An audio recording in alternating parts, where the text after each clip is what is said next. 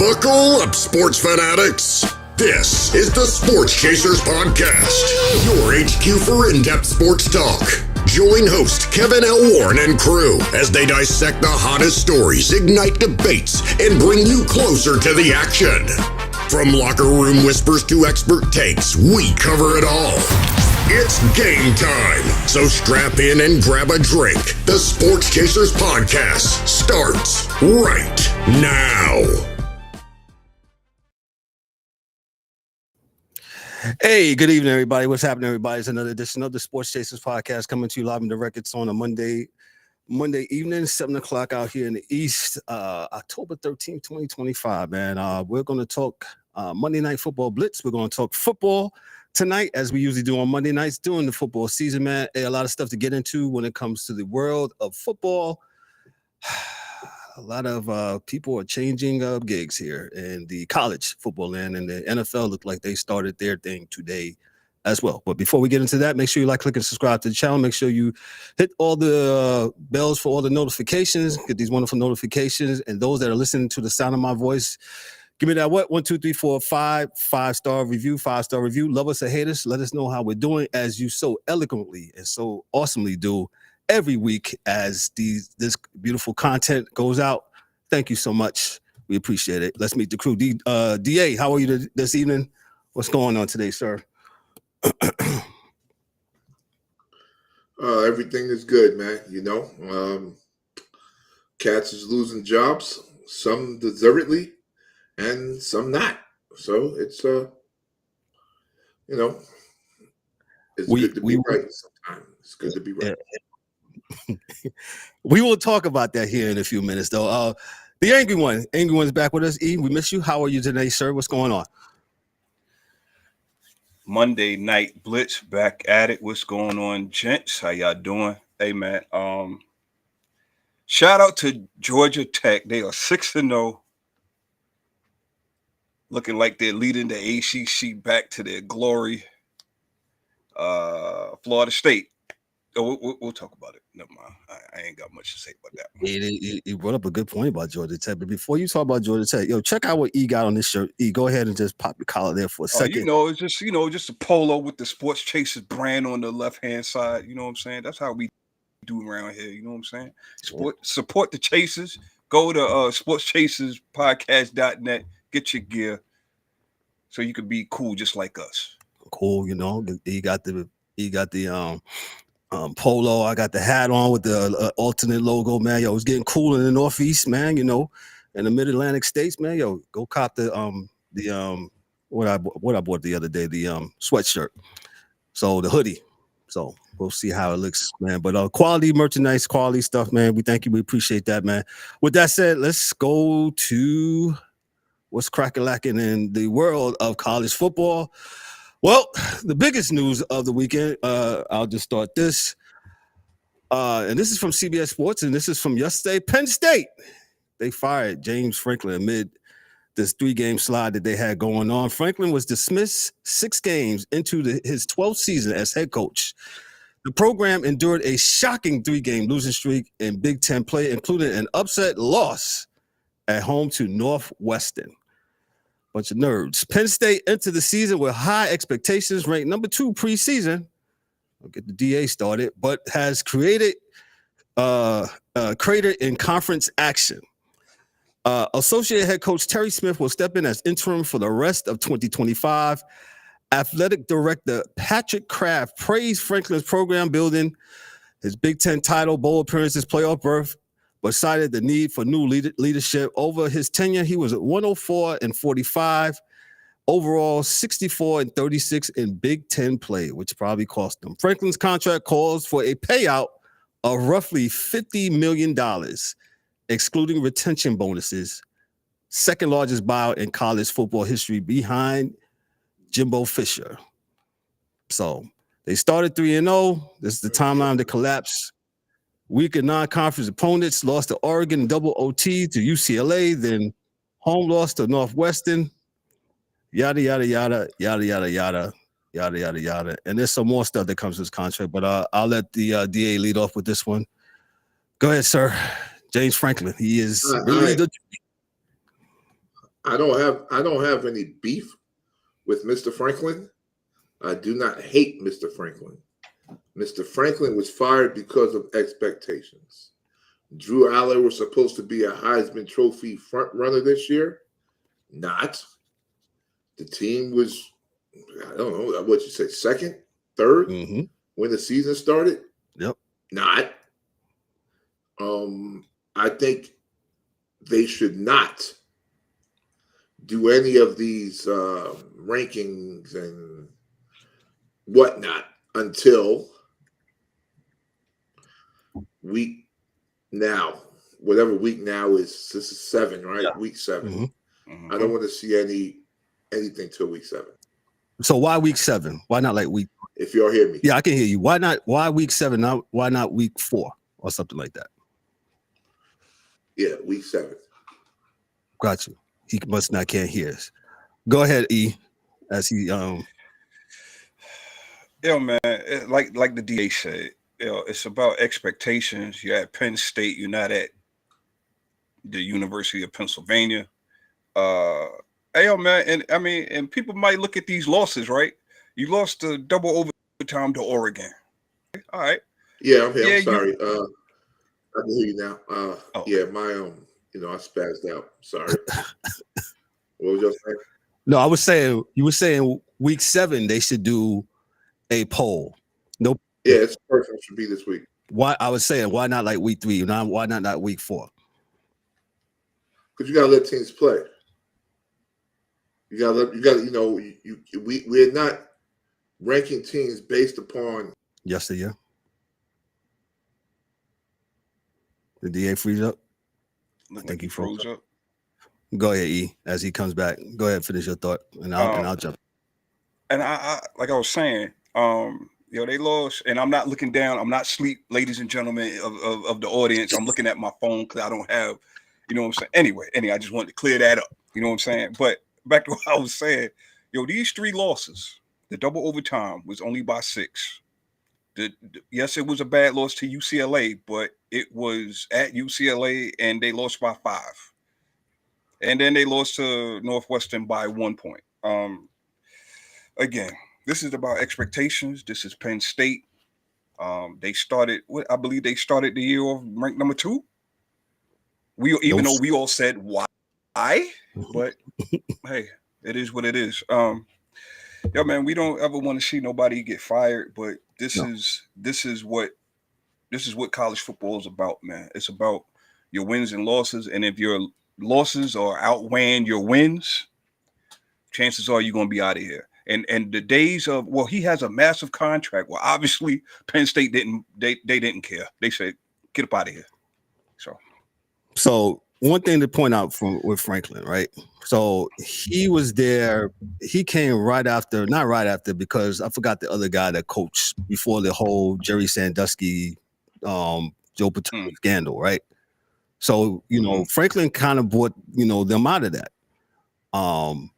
Then he signs this big deal, and, and the losses kept mounting in the Big Ten, and you can't do that. Also, I wanted to point out, and when DA comes back, I think he'll, with the NIL now, I think that is bringing a lot of parity to college football, my opinion. A lot of parity. So, cats are able to have a say where they go, True. And so that's bringing some of the, how can I say, middle of the pack programs. Maybe they're inching a little bit up, and the guys that's on the top, they're getting poached, not poached, so to say, but they're not going to get all the top talent all the time now, because what's going on now? Cats is chasing the money sometimes, not all the time, but they're chasing the money, man. But that's just what it is when it comes to that. I wanted to read another article, which I thought was fascinating. His buyout, and this is from Front Office Sports. The other one I read was from CBS Sports. Front Office Sports says this, Eric. This is crazy here. Penn State is facing large buyouts for firing James Franklin, reportedly in the $48 to $50 million range under the terms of his contract. However, Franklin's contract includes an offset duty to mitigate clause. just basically say if he obtains new employment, coaching, broadcasting, etc., his new compensation offsets what Penn State owes under the buyout. Because of that clause, the more Franklin earns from a new job during the remaining contract term, the less Penn State owes him. In some scenarios, Penn State might owe nothing or even be reimbursed if payments were made prematurely. So here's the breakdown. His base salary is $500K a year. Additional compensation is $6.5 million a year. His life insurance coverage is $1 million a year. All this summed over the unexpired terms through 2031 yields to $48 million. The big question now is where will Franklin land next? So there's been multiple powerful openings. You have Arkansas, Oklahoma State, UCLA, Virginia Tech. That just became available. If he lands a high-paying job, the offset could fully cancel Penn State's obligation. Additionally, complications of context, it's unclear how Penn State would fund the buyout given the ongoing $700 million Beaver Stadium renovation. Some speculation has surfaced that Adidas might help fund it. Penn State denied that. A Big Ten private capital deal with a California pension fund is floated as another possible funding source.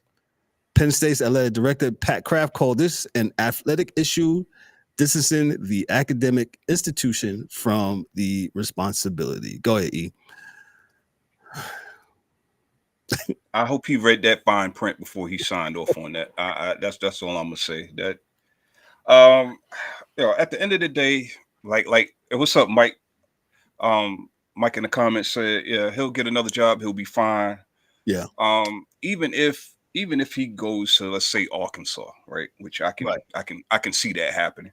Mm-hmm. If he goes to Arkansas, may not be for the amount that he got at Penn State, but it's a win-win for him, regardless. Because even if he doesn't get a big contract, he still got a big contract because Penn State still owe him whatever is left over from whatever contract that he gets coming up. Yeah. So, either he'll be coaching, he'll be commentating somewhere, or he'll be sitting on his tail collecting a check till 2031. I wonder, does he have to go find work? That's my thing with that. Does he have to gainfully try to employ? That's part of the. And does he want to? Yeah, I know. He can take some time off, like some of these other coaches do. Take some time off. Look at the landscape, because the way the landscape is, as you said, with the NILs and everything, if you are not a top solidified coach, chances are you could be James Franklin next year. So that's a fact. That's just definitely a fact. And, like I said, NIL has changed the game. We read last Thursday on how the coaching portal, that's different too, and allowing the kids to pretty much have, some say of where they go, during the time that is allotted. So this is big news. Like I said, the biggest news over the weekend, and this loss to Northwestern. And as you heard me in the opening, Northwestern, school, bunch of nerds. I say that, of course, tongue in cheek, because, they are an academic school, but they're not known so much for, being a football powerhouse. In Penn State, you was ranked number 2 preseason. And that's why DA has this issue with this preseason rankings. And, hey, this is what you get, man. So I don't know, man. I don't know. We'll definitely go on. So let me go into some more stuff. Unfortunately, and we're not. These people. I want to say this first and foremost, man. When we talk about sports, man, there's a human element behind this, right? These are absolutely living and breathing human beings, man. So nobody wants to get fired at the end of the day. It's just what it is, and just what happens, man. And it's part of the business, man. And but what's funny though, especially with a lot of coaching, and you probably can say something to this, how how these teams, how we just read how Penn State, they're trying to see how they can fund getting this guy paid. So they don't mind walking away from contracts.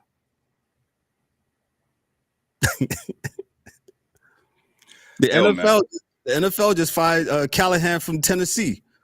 Not even in he's in year 2, but not even half game. Not even halfway through. Yeah.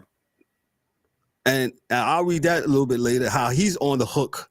How Tennessee, the Titans, who have been, to me, in my opinion, has been a mess the last since 2020.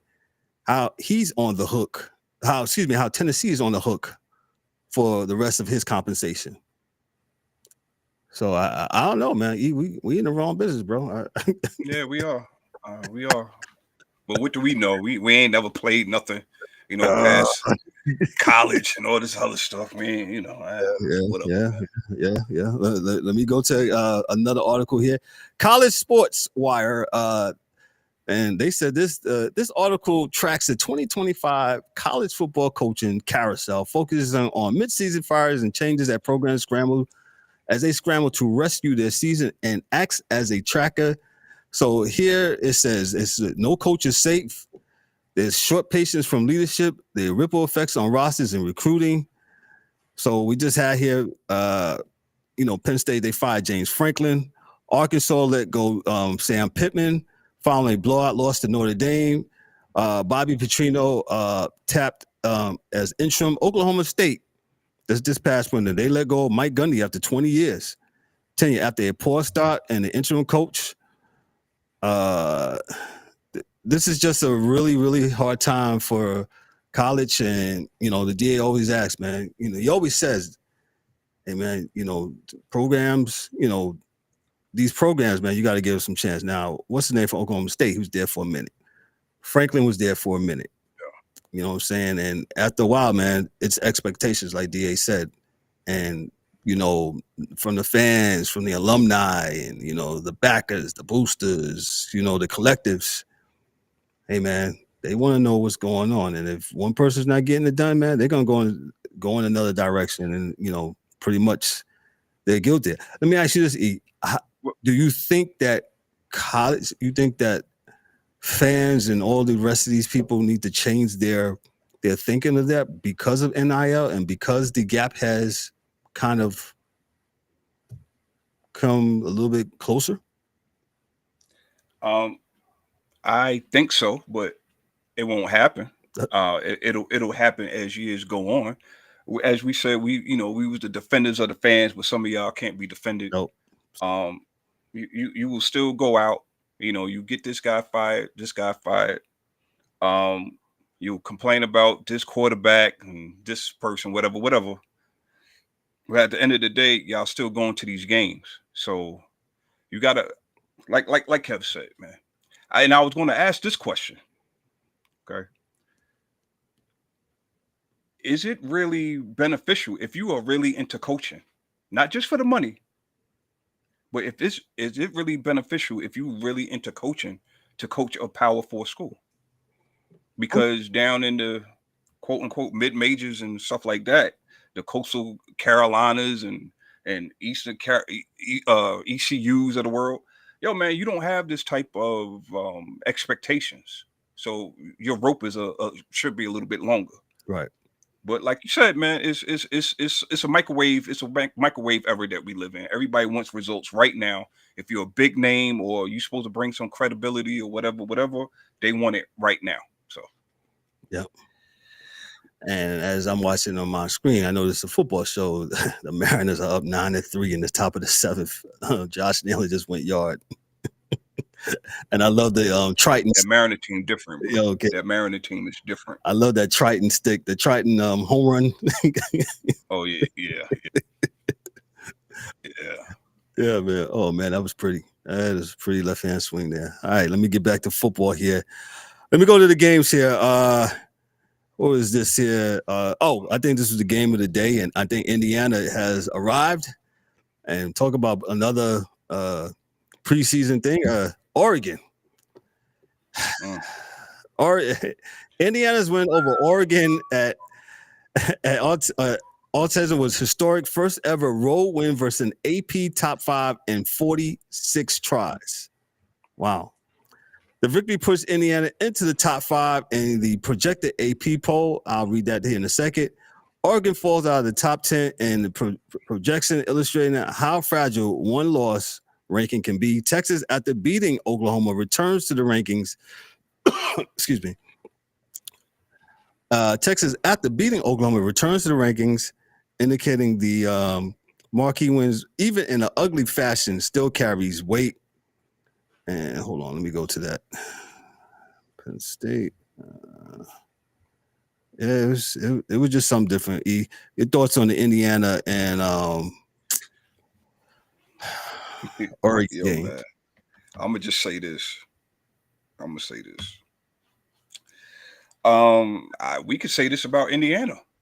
I mean, yes, it was a good win. You went into a hostile environment. A lot of teams don't go to Oregon and win, so shout out to Indiana. But we could say the same for Indiana.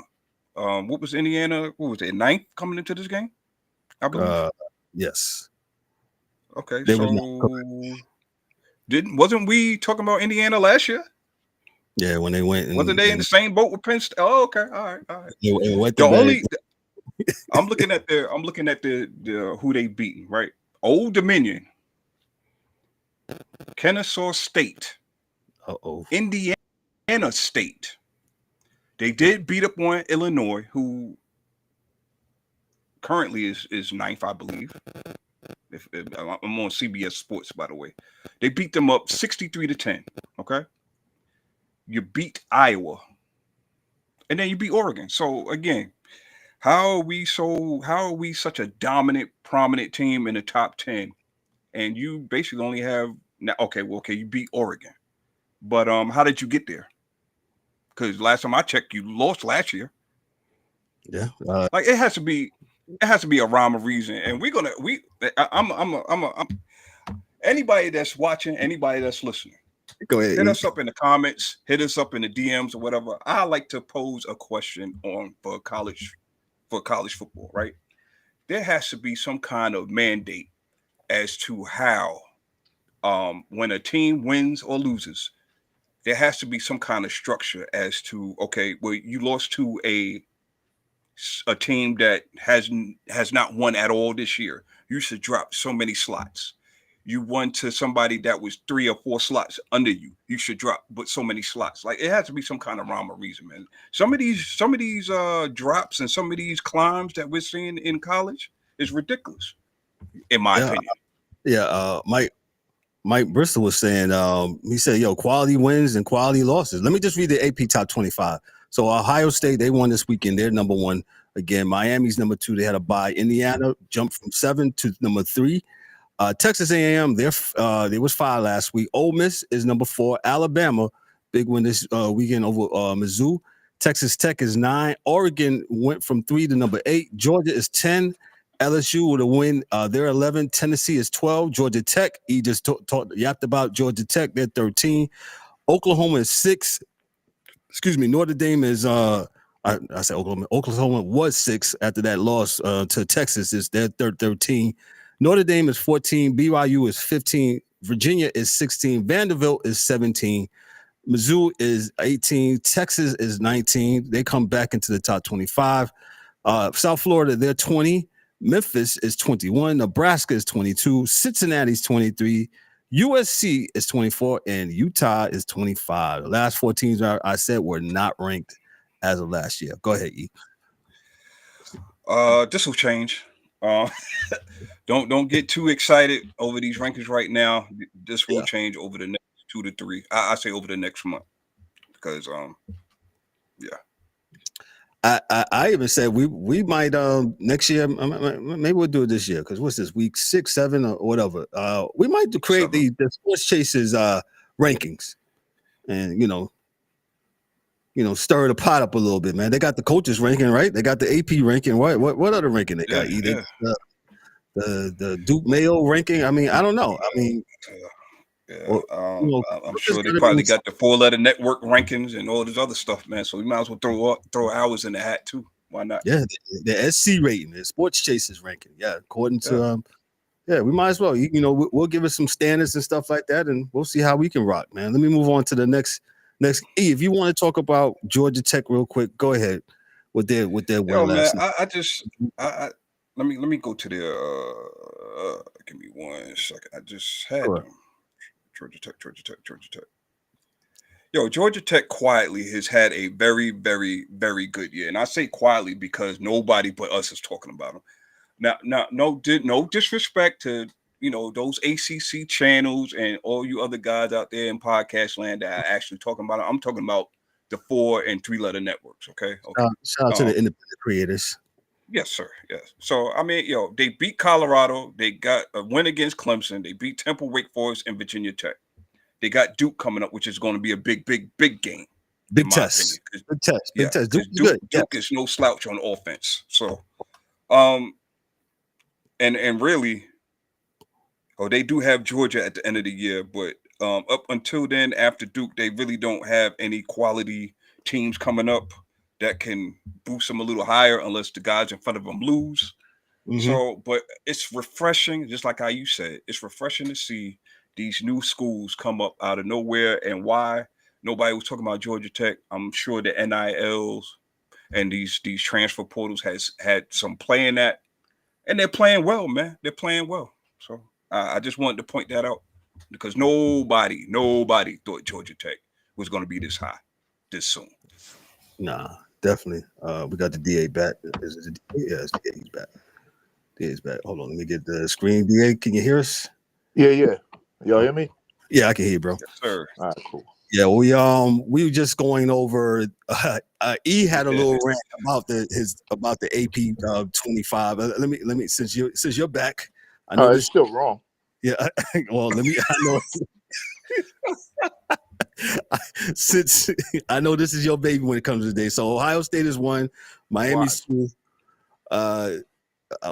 They beat Illinois. I don't know, bro. Let me just give it. That's it, right? So they beat Illinois. That was their first ranked opponent outside of Texas, right? Who was not supposed to be number 1. So for me, I'm throwing out all of the week 1 rankings because they didn't matter, right?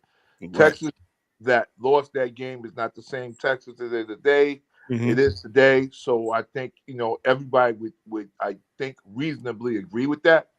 I don't think anybody would have a problem with you saying, hey, that's a different Texas team that they beat. And I'm not saying that they can't play. Don't get me wrong. I'm not saying that Ohio State may not look like the best team on the field. Thanks. My thing is I need you to prove that to me.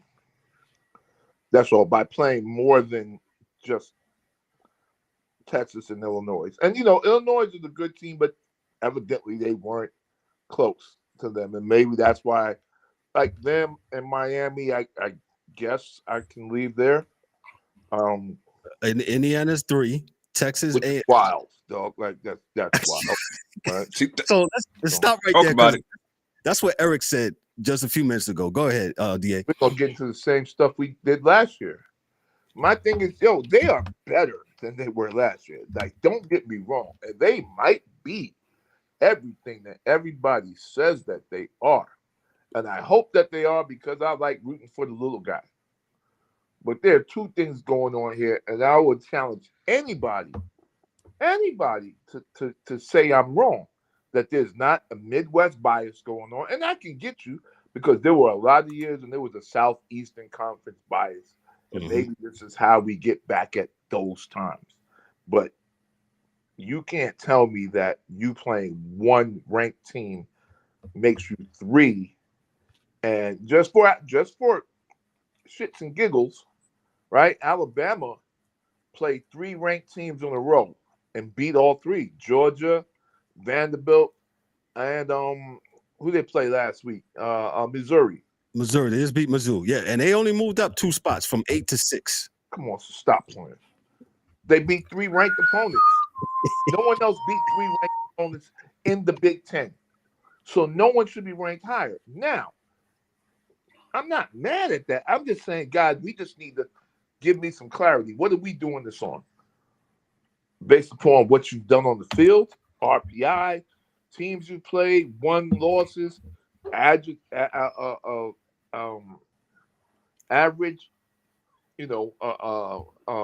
amount you won by, a margin of victory. Sorry, everyone. Like, let me know what the hell we're doing, because I'm like, we just can't put these teams here, right? Because it's the same thing as ranking teams that do not deserve to be ranked as high in the beginning of the season than as where they turn out to be. Because what you do is you do what you did last year. You ride this Indiana thing, and I hope it's different. Don't get me wrong. I hope they're different. We just said you that. Ride this Indiana thing to the first weekend of the playoffs or the Big Ten championship. They get walloped by somebody, and then it's like, well, well, there you go. They wasn't supposed to be there.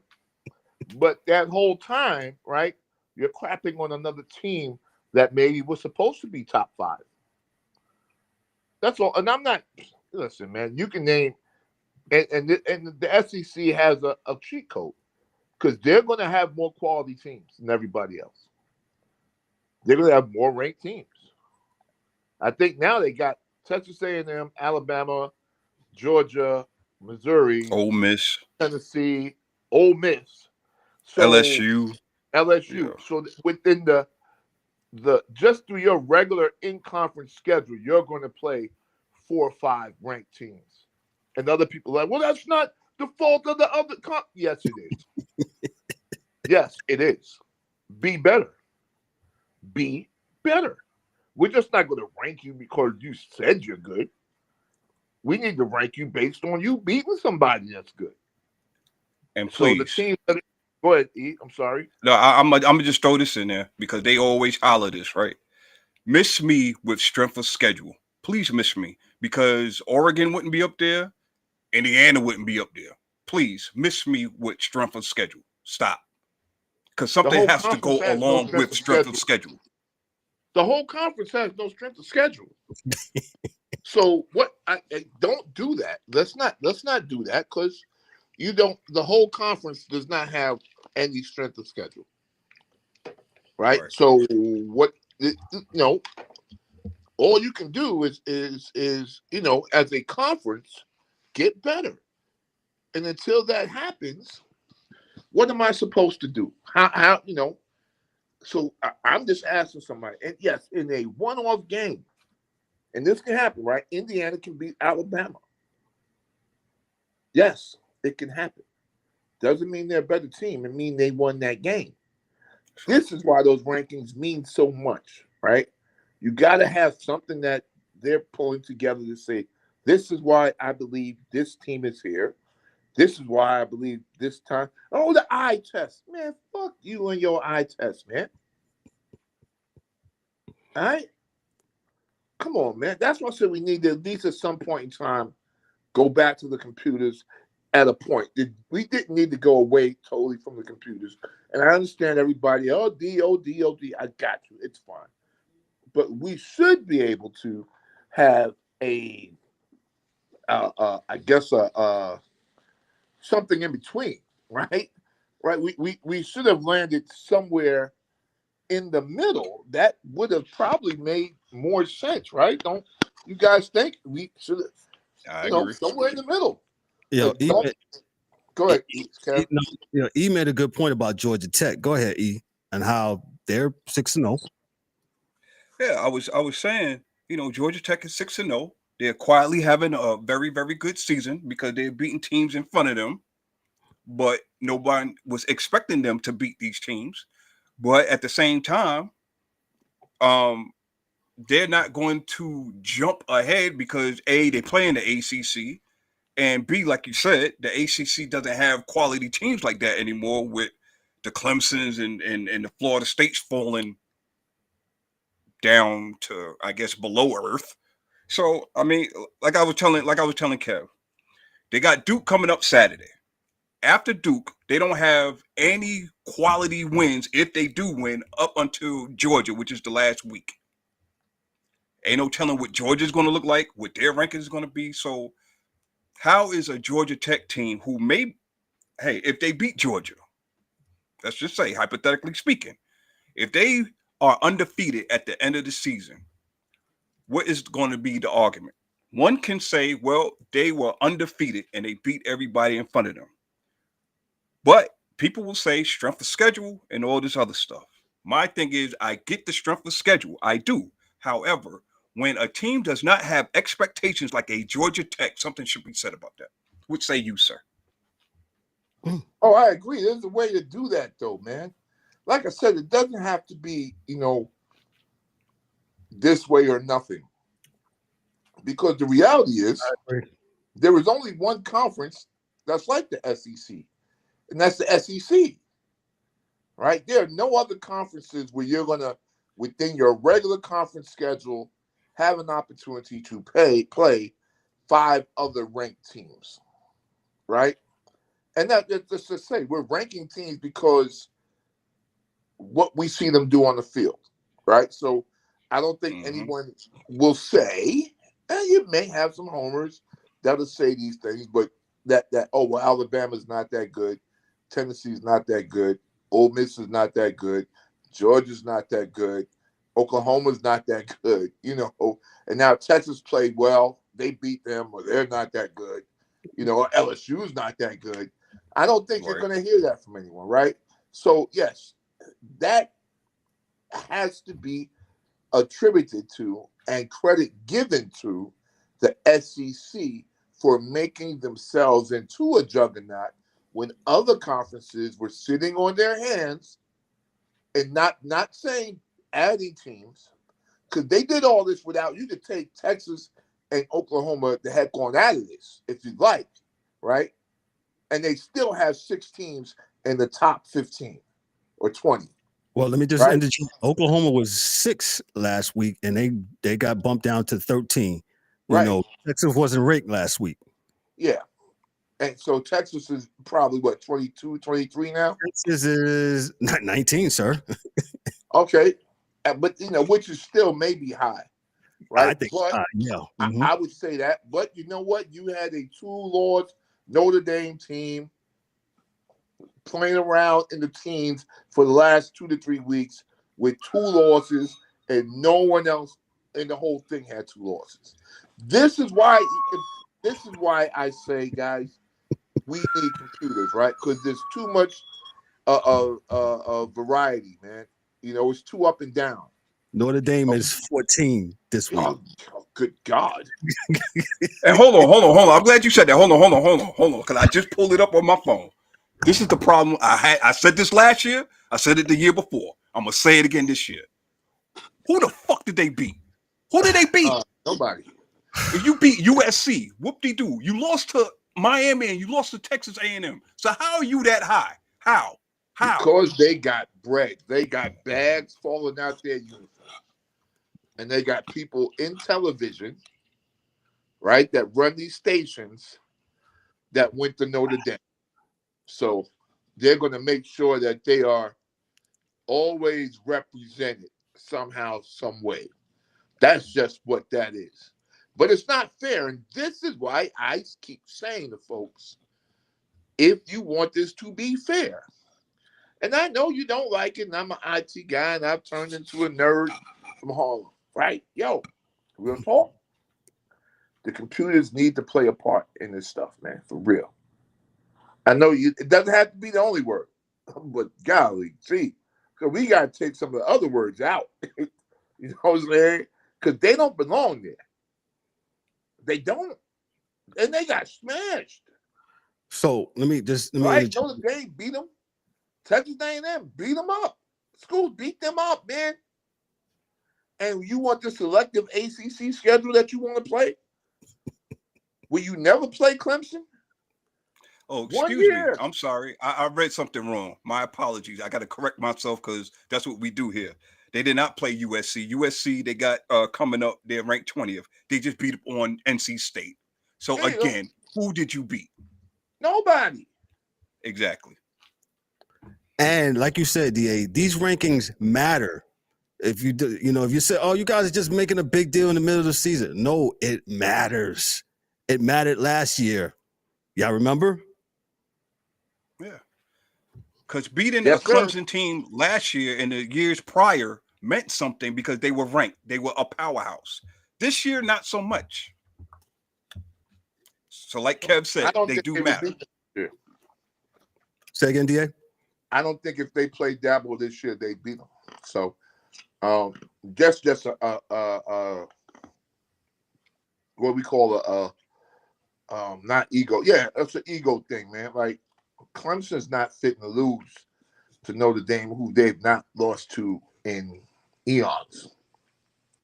So, like, the reality is, okay, I don't think the guys that are in the ACC are really that excited about Notre Dame playing their selective ACC schedule that never includes Clemson and never includes Miami, right? Because you know why? They don't want to catch those teams on the off year that they on a heater and they're getting it in. Like they don't like Notre Dame does not want to see Miami right now. Not again, because you saw what happened first time this year, right? You saw what happened, right? Right. This is what I'm saying to you. So you got the selective memory, and I understand. I throw out week 1. But the reality is you lost the game. Right? And everybody saw you lose the game.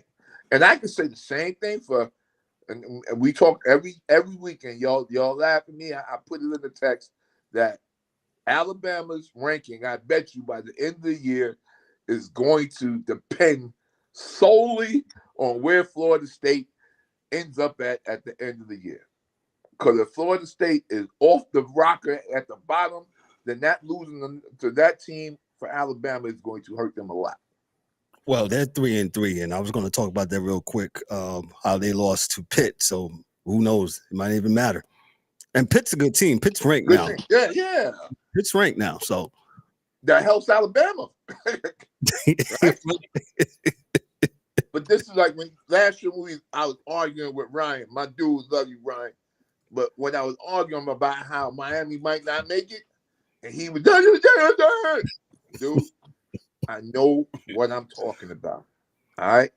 If you would let the nerds just program this thing back in, and not every week, and not make it the only thing, but have some educated people sit there and work with with the computer, and then come out with a ranking all year, and we'll give you what you want at the end of the year, and we'll let you fools pick the 16 teams that are in, the thing, which is stupid, right? Because we got a 64 in basketball where just wins, losses, conference wins, conference championships, and they can see the whole 64 teams, and we can't do that in football. You want to know why? The bag, everyone. It's the bag. All right? So I'm off my soapbox. I'm done with college football. DA, you missed it, man. We got to come out with a sports chasers poll. Everybody else got a poll. We got to come up with a poll about. Kevin said it to me, and I was, in my nerdly thing, just trying to figure out a way to do it that I would feel happy with using the computer, humans. Yeah. And bigger than all that, in my opinion, and I know Kevin would like this because he's a detective, like some real live reasoning as to why you did this. Like, so if you say, yes. Number 1, fine. Tell me why. And you know what? You might win me over. You might win me and the computer over. But you got to say it. Like, what's that? The lady that we saw that you guys told me that you guys talked about, Kevin, maybe on week 3 of the season. Oh, I just do it. I don't touch the board. That's literally criminal, and she just exposed herself of being the fraud that she is. She's got to vote, and she just take it haphazardly. And like you said, no, it matters. That's another problem. It matters. Yes. It matters all season. All season. Because when you get to the end, just think about it. Does it matter to Kirk Franklin? I'm sorry. Coach Franklin? I'm sorry, brother. I like, it's going to be the last time I say your name. So don't. Stomp. Yeah, stomp. You got stomped. And, that was like, they, how you got they just stopped listening to the coach. Man, I never stopped listening to my coach. But I was never that good either. So maybe when you're that good, you could stop listening to the coach. Listen, man. He lost control of something, man. And I think, like I was trying to say in the beginning, and I think this happens in every sport, in every job, man. Expectations got him fired. Drew Aller was supposed to be a Heisman candidate, man. And it's not Drew Aller's fault because he's not that dude for a lot of different reasons. Facts. You know, it might be the O-line wasn't right, receivers wasn't doing this, whatever it was, things didn't come to fruition. But the reality is that the team was not what it's supposed to be. And I think somebody there in Penn State that's throwing up some money. So you know what, guys? I'm tired of being the Vanderbilt of the Big Ten, where everybody thinks, yo, man, we just get 8-9 wins every year. We good. You know, and you're sitting there because that's what they get, right? Every year. And they're expected to every 3 to 4 years beat Ohio State, Michigan, or both. Both is I don't really remember both happening. No, Joe Paul was there. Since Joe Paul was there, like I really don't remember both happening. That might have over the last 10 years, but I sure enough don't remember it. Like I remember them doing one or the other, and like they catch Ohio State in between coaches, you know, and Tressel left, and they, you know, boom, we got him now. They, you know, like so that's kind of how that went down. But and Michigan had like so many coaches. You know, they had the Brady, whatever his name was, and yeah. So, you know, and I think they may get them this year. I know they play one of them. I'm not sure. I think it's Ohio State, so they're not going to win that game. No. Well, just to give y'all an update, my AI on my phone has told me that the last time Penn State beat both Ohio State and Michigan in the same season was 2008. That was a lot sooner than what I thought. I thought it was back in the 90s. Almost 20 years ago. 17 years ago. Yeah, well, all right. Well, they beat Michigan 46-17, and they beat Ohio State 13-9 in that. So we know. Well, I can already tell you was the quarterback at Ohio State then. So yeah, that was the in between times, rough time, lean times up there with the Buckeyes. But you know, like I said, man, the SEC is already put, like they're playing chess, college football, and everyone else is playing checkers. Because the SEC has already said next year they're playing 9 in conference games. So there's really not going to be any way anybody can say they didn't play competition all year. Right? They're going to play 6 ranked teams. Everybody's going to play 6 ranked games a year.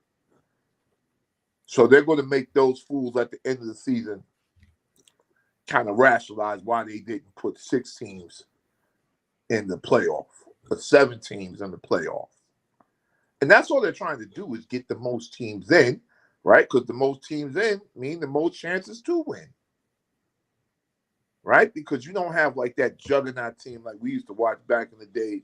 Or used to watch Oklahoma or Nebraska or Miami those years where it was just like, yeah, it doesn't matter what happens. You're not beating them. You got no chance. You know, they got, you know, Portis is a fullback. Like, we can't do it. Right? So, you know, that's it's going to be very hard for anyone to compete with that, man. Because no one else schedules that hard. You know? That's a fact. So, hey, it is what it is. God bless you all. Let me just really rapid fire real quick because we stayed a little bit long on college football, which I love. Great. I love the talking and stuff like that and the conversation behind it. Colorado beat a good Iowa State team. Your thoughts real quick, DA, before we move on to the pro. Why they not ranked? Program.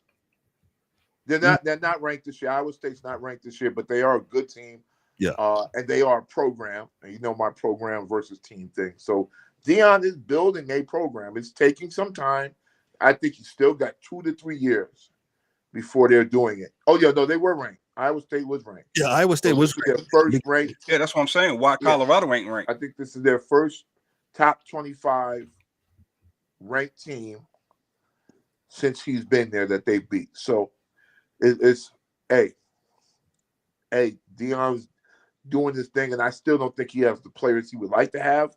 But the only way you get him is by beating good teams. So, yeah, definitely. The guy that they got, what's his name from Liberty? He finally looked like he had a good game.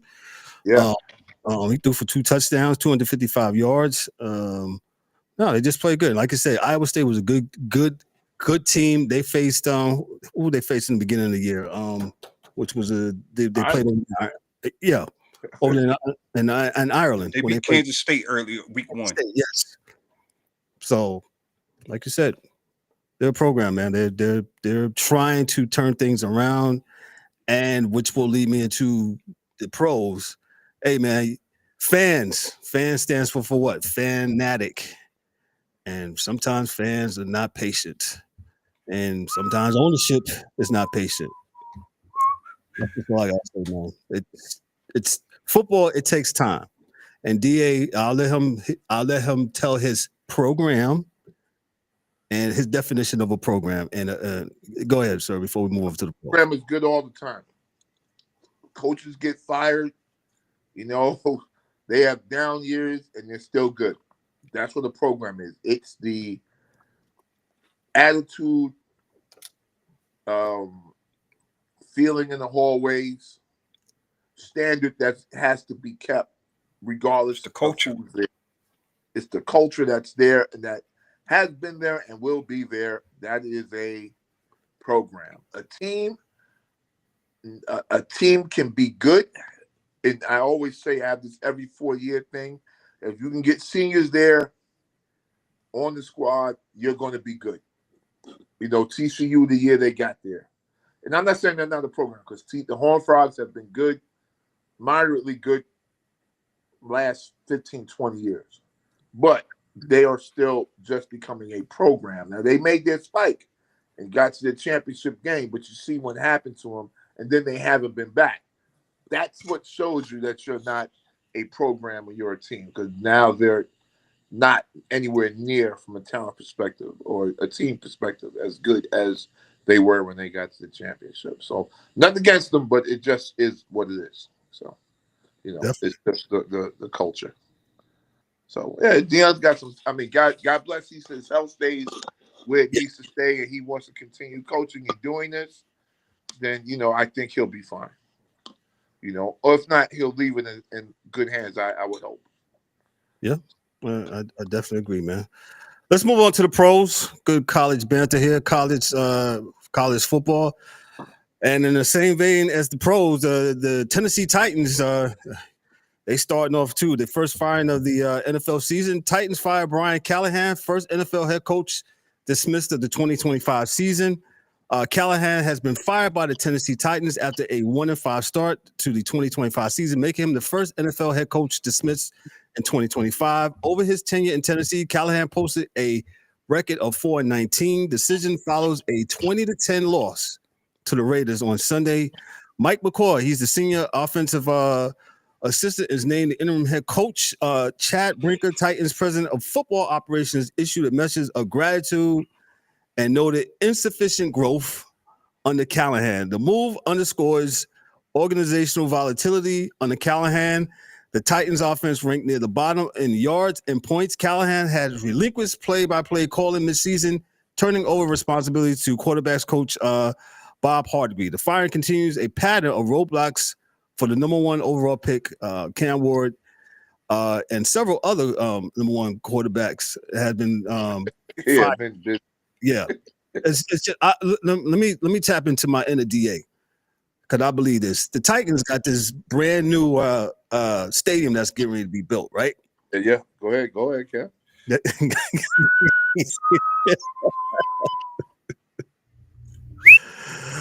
Yeah, they're getting ready to have this brand new stadium, and there is no way on God's green earth that they can be bad going to this.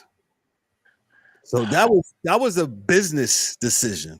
Yeah. And where did Callahan come from? He wasn't with no dog. What you call him, right? I can't remember. But yeah, like they say in college, right? Lack of institutional control. Yeah, there you go.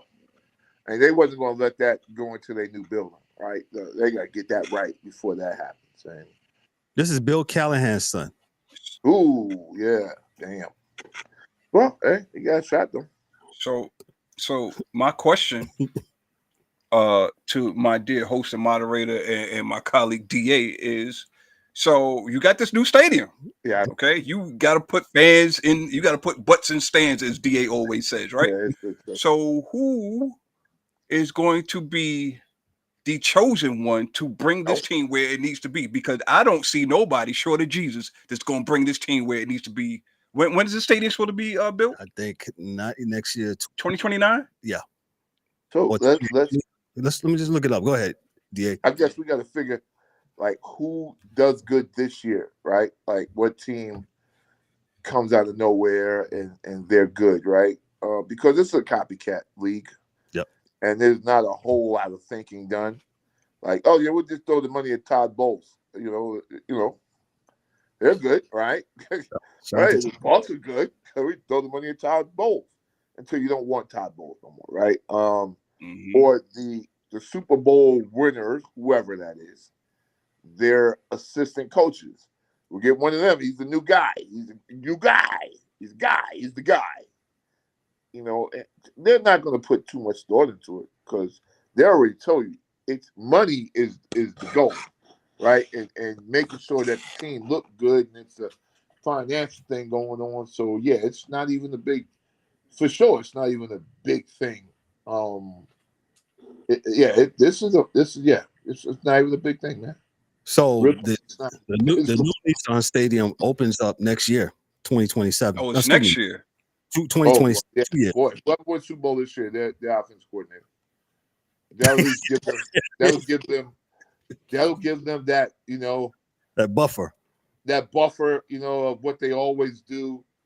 You know, and we got the guy that was the next to the guy that was the guy that was by the guy, and you put that guy in there for a year or two, and then at minimum, if he don't work out, then they'll blame it on Ward, and it'll be his fault that he whatever. Yeah, because around that time, 2 years after that, his contract will be up. They won't sign that.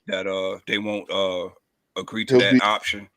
Yeah, get rid of him, and the money's good. And then they'll redo the whole thing that they did last year. Okay.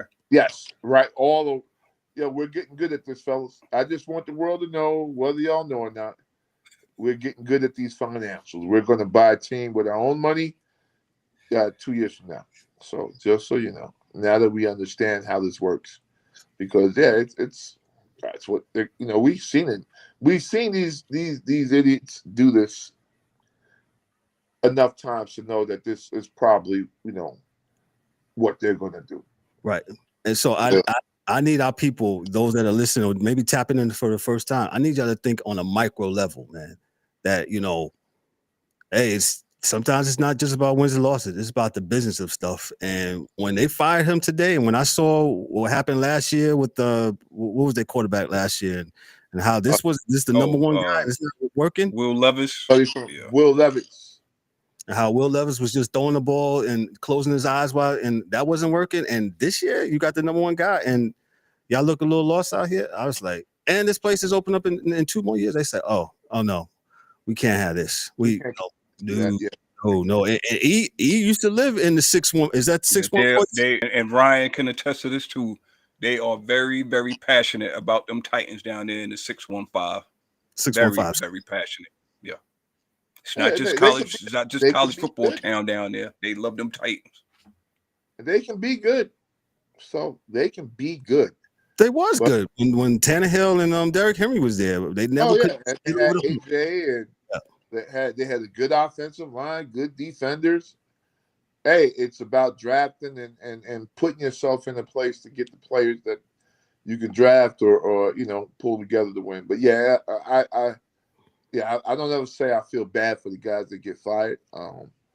I think he got his time. I think he got. I mean, not really. I would have just for my, me and Kev talked about this. I would rather it be the 2 years for him at the end of the season. Doesn't really matter from a financial perspective, as coaches get paid their full contract. So it's all good. But I was just saying because like, I guess inside the building they saw something that they really, really, really wasn't messing with. It was like, we gotta cut bait. We gotta cut now. Yeah, now, yes. It kept, you tell me you've worked with dudes where it's like, we just like, you know what I'm saying? Like, hey, why don't you put them on the warning, Kev? Nah, we just need to speed the firing right now. Yeah, he don't need a warning. No. I'm sure he's been warned. Yeah. He needs to be fired. Yeah. Yeah. But that's just what it is, man. And they pulled the trigger. They thought it was sufficient enough, and they wanted to cut bait. And like I said, hey, think on a micro level, y'all.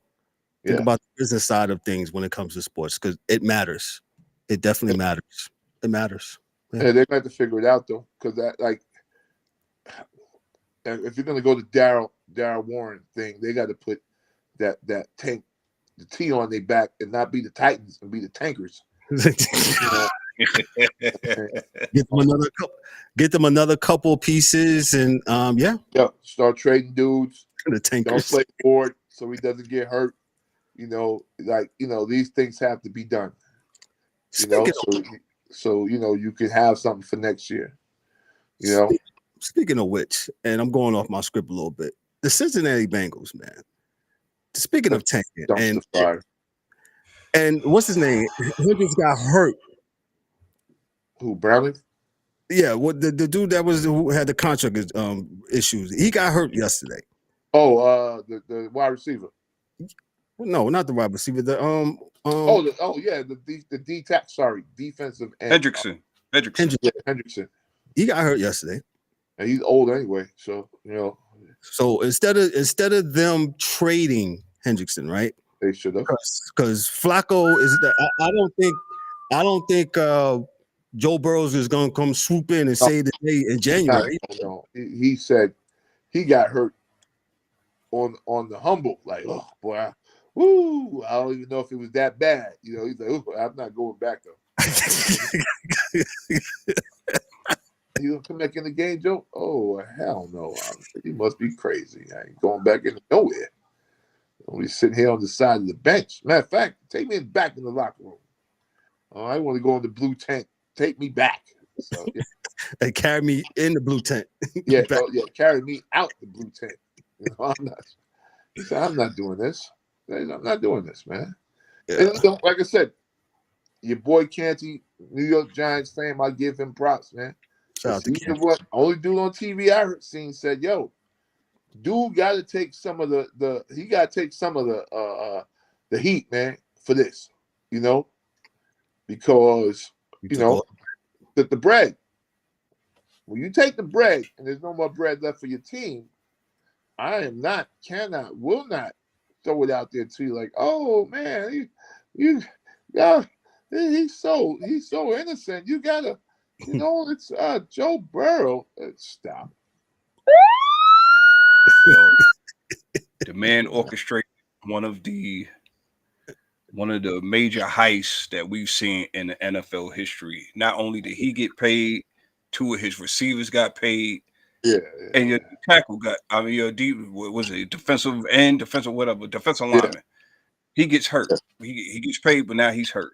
When you could have traded this guy and you could have got 1, 2, 3 draft picks, maybe another solid player. You could have traded T. Higgins and got a few. That too. You didn't need both of them. Now, you did need both of them. If Joe Burrow's so good, you didn't need both of them. We need you to do a little bit of that Mahomes and make anybody good. Or look, Baker Mayfield and make anybody look good. Right. Because last time I checked,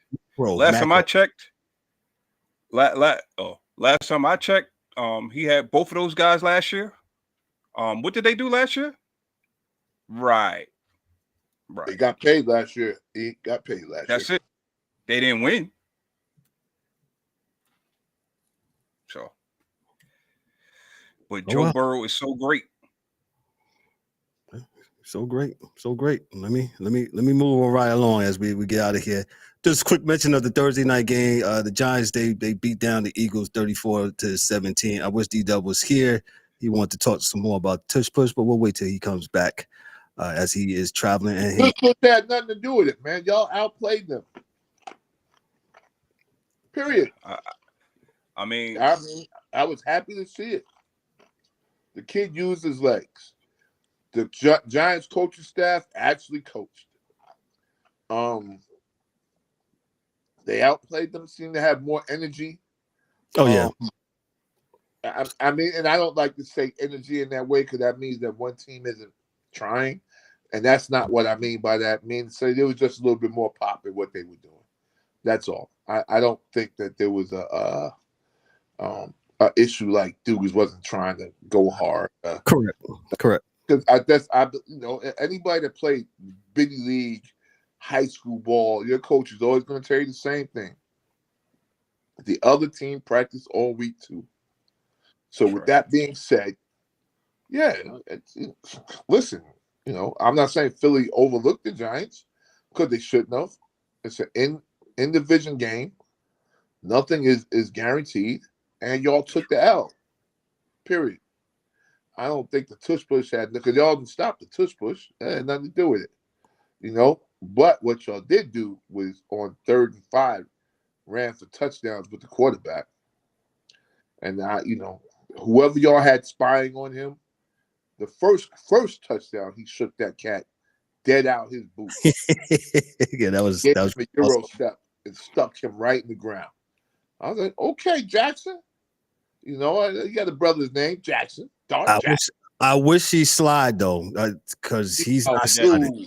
He's 15 years old. He's not going to slide for another 2 years. Yeah, he got to learn. Kid. Years old. He's playing off the instinct. Oh yeah, no, you're right. I'm just saying, I wish he will, but yeah, you're right. You're right, fellas. It's going to take him some time because big strong kid. He's young, strong, and he thinks he thinks nothing's going to hurt him. So you're right. And guess what? His coach has just came from up north in New York, where another guy who has a similar build did the same thing when he came into the league. So man, and he encouraged it. Exactly.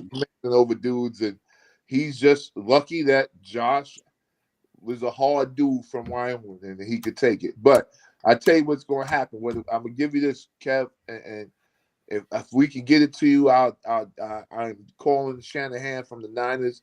If Ayuk come back, we'll trade Ayuk to you because you don't have a receiver. But what's the boy's name? Little Joey Jones, whatever his name is. Joey Jones was on, bro. Yes. Oh, he's a big That's kid. A dude, right? man. Yeah. That's a dude. He's a big kid. Though. He's 6'4", 220. He's a big kid. Like he was eating the DB from Philly alive. But that said, man, we'll trade Ayuk, but y'all got to have something to give us. We got to get some picks back, like some real live picks, man, because we on the Darryl plan right now. So who's going to be going next year. We'll get to you all in the league, man. But I was just saying, we're gonna give you that.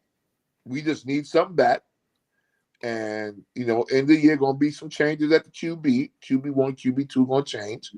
And yeah, we'll be back. We'll be back rolling next year. We get some draft picks and do some things, but not now. What's wrong with the Eagles? Real quick, I'm gonna get to you. They just got beat by a better team on a better night that played better. Listen, I'm not going there with these dudes on TV, man. That's a joke, man. They didn't play a bad game. They just lost to a better team. Better night. They was better that night. Like, no one. Look, I'm sorry, I'm gonna let you go eat, but Jalen Hurts has never been Joe Montana, man. Right? He is learning to be a better passer. It's never a lack of work for Jalen Hurts. But the reality is that, he has to get better at that. That's all. And the scary part is they won the Super Bowl without him being good at that. But he has to pass better to open up things for Saquon. So, and the what's his name? The offensive coordinator. Come on, dude. Come on, dude. Can we get passes? Because remember, Jalen's a son of a coach, so he's not going to audible out of plays much. He's kind of going to do what the coach says to do. Yeah. So Go ahead, E. I agree with everything what DA said. They got beat by a better team. Sounds the like Giants look prepared and ready to play. The Eagles is kind of like, oh, we just won the title. I'm not saying that that's what they are doing. That's what it appears to me. Kevin, their play calling is absolute trash on offense. Saquon Barkley, unless he is hurt, why this man only had 12 carries? You've seen the impact that he had for you last year. Unless you're trying to save him. Okay, you got other running backs. But why Saquon Barkley only has 12 carries? Right. That's all I'm going to say. I mean, that's a good point. And the Giants didn't do anything to show you that they could stop Saquon Barkley. Not after the first two runs, right? It was the first run, 23 yards. I was like, oh, so, you know, I was like, man, we in for a long night. And then, like you said, E, they play. I don't know what happened to the plastic playbook thing on the side. You know what Jalen Hurts. I don't know why they didn't call him plays for him. It's not like they was trailing big. And if you run the ball, you limit the team. I mean, this just works, right? You know, you limit the team to offensive possessions. But you know, who am I? So. Let me move on to the other New York team. They played across the pond in London yesterday. The Denver travels to London and grinds out a 13-11 victory over the winless New York Jets. The Broncos recorded 9 sacks. Justin Fields dominating the line of scrimmage and sealing the game. Patrick Surtain commented, "I was sitting back watching. It was a pleasure to watch," referring to the defensive onslaught. And Denver's D-line is bad. Offensively, the game was messy, according to CBS Sports. Bo Nix completed 19 of 30 for 174 yards and 1 TD. The Jets were held to, get this, minus 10 passing yards, the fewest in franchise history, and the fewest allowed by Denver all time. The turning point, Will Lutz hit a 27-yard field goal with just over 5 minutes left to give Denver the lead. Earlier, a safety against Denver on a holding penalty put New York up 11-10 late in the third quarter. Jets coach Aaron Glenn opted to go for it on a 4th and 8 rather than attempt a long field goal in the final possessions. Fields was sacked, and that ended their chances. Denver's linebacker Garrett Wallow was ruled out early in the fourth quarter. Garrett Wilson, he also sustained an injury to his hip rib. And the Broncos improved to 4-2. That's their third straight win. The Jets fall to 0-6. And they're the only team that's not have had a win this year. I'll start with E, and then I'll go.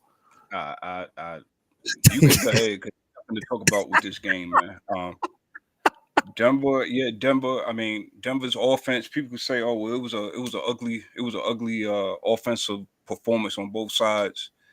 Look at the defenses that was on this field. I agree. Denver probably right now is, if not the best, one of the top 5 best defenses in the league, and the Jets are, or any given Sunday, they play like a top 5 defense. I really don't know what to say about the Jets. They are a work in progress. Right. And Denver is doing exactly what they were supposed to do. They are moving right along, beating the teams that they're supposed to beat. So that's all I really got, man. But I will say, offensively, it was very ugly to watch. So I know a lot of people were glad that this was over in London as early as it was. This wasn't no primetime game because this not good for the optics. No. For you casual fans who love offense like that. 11. I might as well say the Rockies 11, the Mets 10. You know what I'm saying? I'll say this, and we talked about fandom early. DA, you had technical issues, so you was off. Sometimes fans, and I include myself, sometimes fans can be very overreactive and just say things that, you know, you gotta have patience, especially with football. And yesterday, and this was really grinding my gears, how the Jets bundled that play at the end of the half where they didn't really know how to do. They used their time and how they went for it. They went for the fake punt and they got it, and they just didn't make nothing out of it. And it was just a blunder. It was like, how is this happening with the pros? So I had a very good friend of mine, and he's on this panel, man. He talked me down off the ledge and said, Kev, you gotta give people opportunity to get their program. Things like this are going to happen. So I know some of you guys out there, when you see this clip or this video, you guys are going to say, oh, you're soft and all this stuff. No, it's deductive reasoning. Think about it. He just got there. So things are going to be, I'll let DA explain it, man, but that really grinded my gears. And I was like, how can this happen with a professional team? It happens, ultimately he's the CEO. He gets to call all that stuff. And the Jets don't do themselves no favor by being one of the worst ran franchises, them and the Cleveland Browns. I would say hands down. Cincinnati's probably coming up right in the rear, even though they went to the Super Bowl a couple of years, but he's just cheap out there. But the Jets, hands down, absolutely. And yesterday, like I said, it grinded my gears with that botched mishandling of the time at the end of the half. And, you're not getting no points out of it. Also, I'll say this, Justin Fields, he may not be it with the Jets, man. I don't know. That was bad, man. That was bad yesterday. That was bad. So I don't know if you bench him or you bring on, what was it, Tyrod Taylor? He's a backup. I don't know. I will say this before DA goes. I will say this. What you just said about Justin Fields.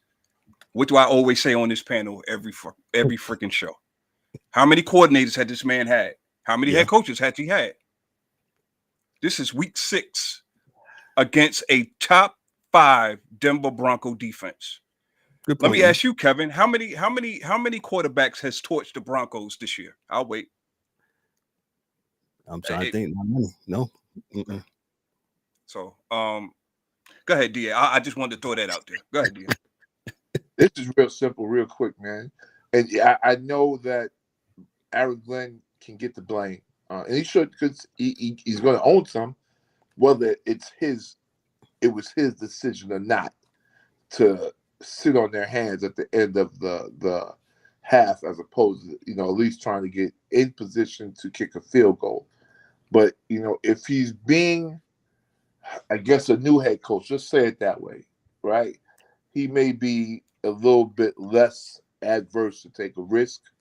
His dude had already got sacked 6 times in the first half. He was like, yo, listen, let's just get out of here, with this dude alive, because these guys have been beaten off the line. Got sacked time. So let's just get out of here with this dude living and keeping it real. He hasn't hit the side of a barn as yet. Though I think he hit an 18-yard pass like right before. Yeah. But all that said, I don't think right now that Aaron Glenn or any of his staff is too risky, is too willing to take any risk at any point in the game. Because also we have to know that, first off, I told Kev, and I don't know the guy's name, and I'm not going to say it to be disrespectful, but he may not be the OC that Glenn actually wanted when he took the job, but that dude may be working somewhere else. So, so that may be a problem. And 2, he's got to respect his OC.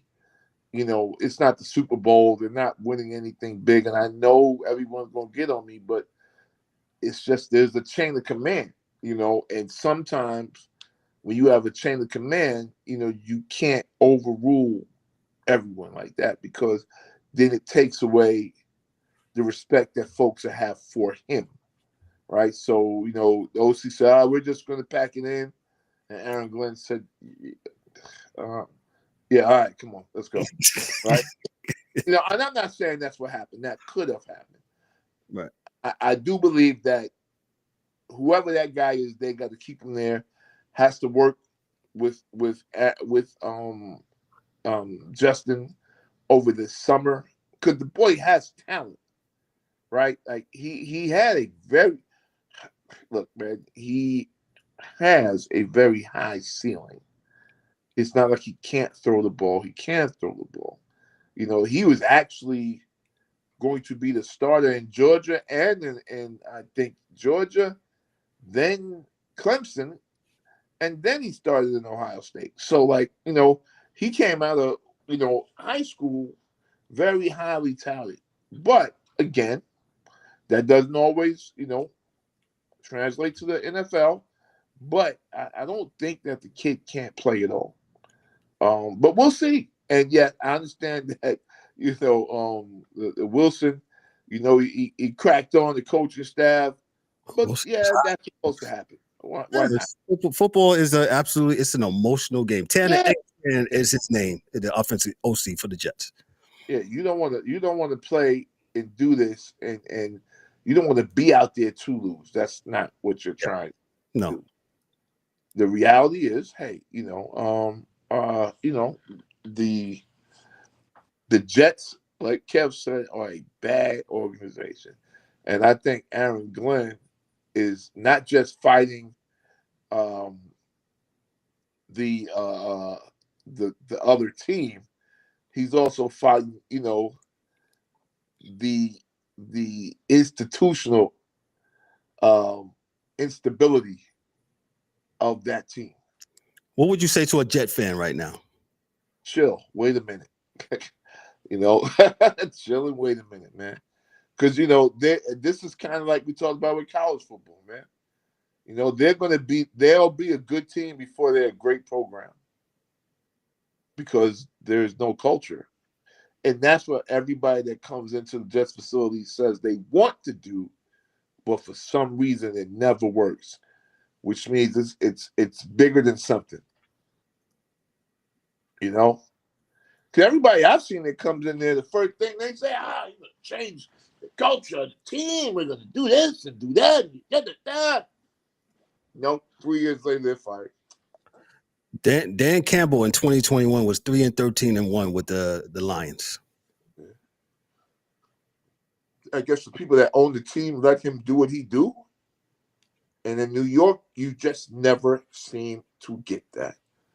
You know, like people, you know, and I know we don't have much time, but if you go through history, you always hear Woody Johnson's name come up with something at the most inopportune time. You know, so he is leaving everything alone. And then 1 minute, well, Woody Johnson said he's going to do. And next thing you know, there you go. Woody Johnson's grandsons is picking the draft picks from Madden. Shout out to the Seattle Mariners. They are up 2-0. They just closed it out against the Toronto Blue Jays. Who would have thought? Who would have thought? But hey, you know, on a final note, kind of sort of, I guess, with that team, you know, the Jets, it's always something, man. You know, so even when you take that job, that's why I can't give Aaron Glenn a whole bunch of like, no, you took the job. You knew what you was walking into. Exactly. You knew what you was walking into, but hey, God bless you for getting that bread. And if you can turn it around, this will be a reclamation that no one has seen. Like like I cannot say I've seen anything bigger than this if it happens. You know, if it happens, I don't think I've seen anything bigger than this. And like I think Rex was on his way there. You know, but he was lobbying this morning. Oh shoot, he was lobbying for a college job this morning. I can't really do the Rex thing. Real talk. I find that to be disrespectful. You were a good coach. I think you were a great coordinator because your defenses with the Ravens were like crazy. A lot of talent. You know, you and your brother pulled that thing together. Yo, serious with the Ravens, man. Head coach, I thought you had a good team. On offense, you ran the ball. You had a plan. You know, you run the ball and play good defense. And that's why you could have Mark Sanchez out there. You know, throw the ball top the game, and it's okay. You know, but like I said, man, yeah, he was doing that this morning. And my thing is, dog, I don't listen to that stuff. you know. And if I do watch it, it's an accident. And my thing is like anything else you say, Kev. Well, if Shay with the chest, go out there and get a job. Because if everybody's so bad, why ain't nobody hiring you? He's kind of been put back. How long Rex coached? When was the last time he coached? It's been a minute. At least 10 years ago. Yeah. Let's move on real quick. We got about 5 minutes. We're gonna run this real quick. E, what happened between the Cardinals, your Cardinals, and the Colts? The better team won. The Colts. I will say this. Jacoby Brissett. I'm gonna say this. If Kyler played with some poise that Jacoby played with, and I'm not saying that Jacoby played great, but at times he made some strong throws in that pocket. And I know car seat Kyler, no disrespect to you, sir, but you 5'11". They say you're 6'1". I don't see it. But to stand tall in the pocket and deliver the throws that he made yesterday, I really wish that Kyler was able to do that. Now, of course, Kyler has a different dimension to his game where, you know, he gets outside the pocket. He's a dual threat quarterback. I understand all of that. But I think, and I've been saying this now all season, that I'm ready for, this is the year of put up or shut up for Mr. Murray. He got his contract and everything. He got his bread. Time for you to stand tall for your team and not just at the ATM. But with that being said, they got beat by a better team. The Colts, listen, people don't understand, you know, we talk about Daniel Jones and his resurrection of his career so far this year, right? Good thought. Yeah. Look at the team and the organization that he went to. This is not the New York Giants of the last 5-6 years. This is the Indianapolis Colts. Yes, they do have the curse of Andrew Luck and Peyton Manning, but look at the guys. They have one of the best offensive lines in football. Their defense is stout. And they have a running back and a bunch of receivers who may not win you a lot in fantasy, but they're winning a lot of games around Daniel Jones. So, with that said, Arizona, I picked them to lose. They were supposed to lose. They did lose, but I was rather surprised by the team rallying around Jacoby. I mean, they did that. And I will say this, wasn't Michael Carter a New York Jet? I believe so. The running back? Yeah. Okay. Infrastructure means a lot, man. Yeah. But that's all I got on that, Kev. They were supposed to lose. I wasn't shocked. I was shocked by, again, how close the game was, but I wasn't shocked by the end result. Real quick, the Chargers in Miami game, real quick. The Chargers won that game in the last seconds, 29-27. The Dolphins should have actually won this game. Yeah. They had. Go ahead, DA. Some beef going on out there. Ooh, there's some beef going on down in Miami Gardens. You're right, man. Tua got onto the podium yesterday and said, "Hey." He said, "These motherfuckers not coming to the meetings, man. So y'all can't put this all on me, you know. So y'all can't put this all on me." He said, "We got dudes that don't go to the meetings. That." Well, that is actually, though he doesn't think so, that's throwing the coach under the bus. 100%. You know what? Maybe the coach needs to be thrown under the bus. You know? Well. Yeah. Well, that's all I have in that one. Go ahead, E. Miami, that game yesterday is a testament of what that organization and what that team is right today. Tua, you saying that, oh, well, yeah, it's everybody else. Tua, you threw the ball to the other team 3 times, sir. Well, no. Yeah. Maybe that's how he gets out. You know, he'll say, "Yo, you know." That's how he qualifies it. The place, you know, they don't know the routes. You know, they call for them to do this, and they running over here. You know, because they not going to the meetings. Players only meeting. Yeah. They're not going to the players only meeting. They're not going to the coaches player meetings. They just ain't going to meetings. It's like, yo, you going to that meeting? Nah, dog, I'm here chilling in the break room. I'll be here, So, yo, I don't know, man, but that's lack of institutional control too. I do believe that at a point in time, Kevin, I don't care how old you are, what you're doing, discipline is important, and like you can't be friends with everybody all the time. And they say, like, this guy, the coach is like goes too far with that. So, Another quick hit, real quick. Where is it at here? New England, they beat the Saints yesterday 25-19. They improved to 4-2. The Saints go to 1-5. What else I had here? DA, your team, the Niners, they lost to the Bucks yesterday, 30-19. Go ahead, real quick. Yeah, no, we're not that good. Fred Warner broke his ankle. Yep, it's time for us to get back. It's a broke ankle? Yeah, it's a broke ankle, dog. Yeah, ankle broken and dislocated. He's gone for he's having likely ending season surgery. He's probably under the knife now. Like, you don't wait to do those things, you just do it. So he is it's a wrap.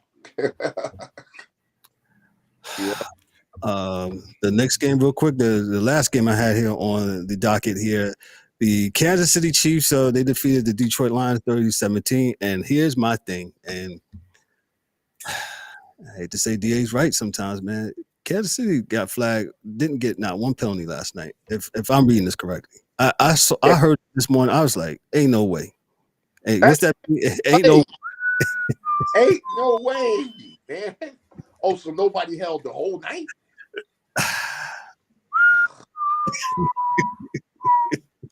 And that, my friends, I'm the only one. I'm going to just say this. When I seen that this game was in Kansas City, I immediately picked them for that very reason. Not to say that Kansas City is so much better than Detroit. No. That home cooking is going to start. And it has started. Eric, they gave them not only home cooking, man, they gave them desserts. I mean, they gave them treats and everything. They gave them the red carpet. I was like, hey, on the way in and ice cream on the way out. And I'm like, DA, I said, yo, they didn't hold not one time during the game, not one time. And you know what, Kevin? And I'm gonna play the role of Kevin Warren. Go D. Yo, come on, man. Everything is not a conspiracy. All right? And you know what I say? You're right. But then I'll say what your brother says. The appearance of impropriety is as bad as the impropriety itself. And because they got in bed with betting, they will always have this. If not me, somebody is going to say, well, you know what I say, right? Yo, what was the line? Can't see your face. But what I always say, yo, what was the line? What was the line, yo? What was the line? What was the over-under? Because there is no calls? Stop it. Come on, man. Even if you're trying to fake it, give me a little bit better show than this, man. Come on, man. No penalties. I listened to Dan Perry. I said, ain't no way. And I looked it up. I was like, there was no penalties for them. Yeah, that's never happened. They said, I'll read this real quick. A cliche often heard from NFL coaches is that one of the keys to winning is not beating yourself with self-inflicted errors. The Chiefs became the first team since 1972 to have 0 accepted penalties, 0 turnovers, and no more than 1 punt in a game, according to NBC Football. Hey, everybody. Thanks for coming out, seeing us. Hey, Sports Taylor. Come on, Kev. 1972? How many freaking games have been played between then and now? Like a million? A whole lot. Come on. Is it because, I mean, I'm sounding like you now. Is it because they didn't want Kansas City to go 1-5 now? You know, 2. Hey, that's what I see. Because today, what was the first thing on my, me trying to get out the bathroom this morning to get my coffee is Kansas City back. Back to what? Hey, does the AFC run through Kansas City? Dude is like, hold on now. Yeah, the Chiefs are 3. Like, they would have been 2-4 had they lost that game last night, man. Yeah, so. like Buffalo was sitting there like, wait, what? Did we? Aren't we? What? Steelers like, yo, dog, don't we have? What the hell are these? Yeah, that's it's just a great TV story. And it's being that ESPN owns the betting site that everybody bets with. And owns the rights to broadcast the games. Yeah, yeah. That's all I'm saying, you know. That's a bar right I don't think that, you know, I'm just saying, like, man, I don't know. Because how does it look? Like, Kev, you a cop, man. You see a dude, hey, he was running, and then as soon as he see Kev, he put the gun away and start walking fast. Like, hey, let me go stop. Nah, he's cool. He ain't do nothing. Like, what? What? What? So I just saw he was, you know, stuffing the gun into his and started walking when he saw me. But you know, I'm not. Nah, he's all right. He's probably just chilling. You know what I'm saying? He's just chilling. He wasn't doing nothing. You know what I'm saying? That's all. He good? Yeah, okay. All right. I absolutely try to be the voice of reason, but last night when I heard that this morning, and I watched the game, I was going back between the Mariners and Blue Jays game and that game. I stayed with the baseball. And I was like, man, the Chiefs didn't get called not one time. You didn't hold it not one time? Nobody didn't jump off sides not one time? Nobody was in neutral zone infraction not one time? So inevitably, Kevin, you know what's going to happen, right? They on Instagram, there's going to be 7 billion films of holding, late hits. It's probably dead now, bro. They're going to be on the internet all freaking day today, you know, tomorrow, you know, Kev, you're gonna have to teach me how to do that split screen thing on Instagram so I can sit there and just laugh at the calls as they go past because your dog, we cannot have this, man. We're not that stupid, man. We're not that dumb. We're not that dumb. DA is saying, thank you, Kev, for coming over to my side now and seeing what I see. Yeah, listen, man. Because, you know, like I said, we always say the betting, this is going to happen with the betting. All right, because it's going to look funky. How many betting stories have we covered?